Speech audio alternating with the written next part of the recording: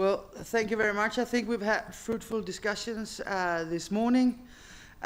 We discussed the CFP, and as you know, this is about ensuring sustainable management of our fisheries resources. It's about protection of our oceans ecosystems and to benefit us all, fishermen, consumers and citizens in the European Union. So the first debate was on regionalization of fisheries management. We have some experience with cooperation between member states on a regional level, and now we want to have it institutionalized. It should be possible to take into consideration the characteristics of each region when defining specific measures.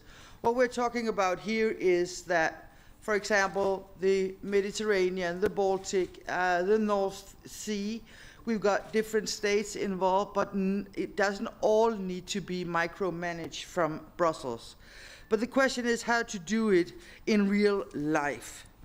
So what we are asking our member states is how do we make sure that we have a level playing field for all, but at the same time regionalization.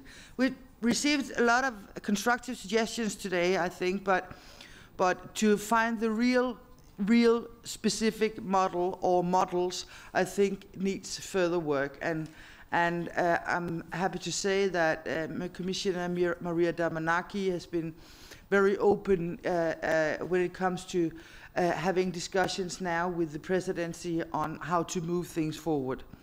When it comes to the second discussion on transferable fishing concessions,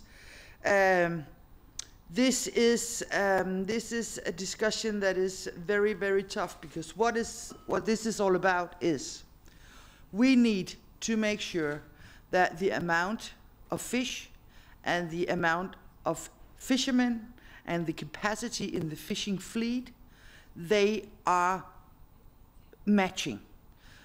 We do not need overcapacity. Transferable fishing quotas are one measure in order to reduce capacity, but we could hear that the proposal by the Commission, now it's getting dark, but nice.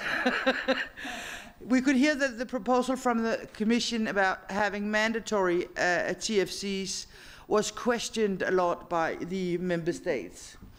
That's a very diplomatic way of saying it, isn't it, Maria?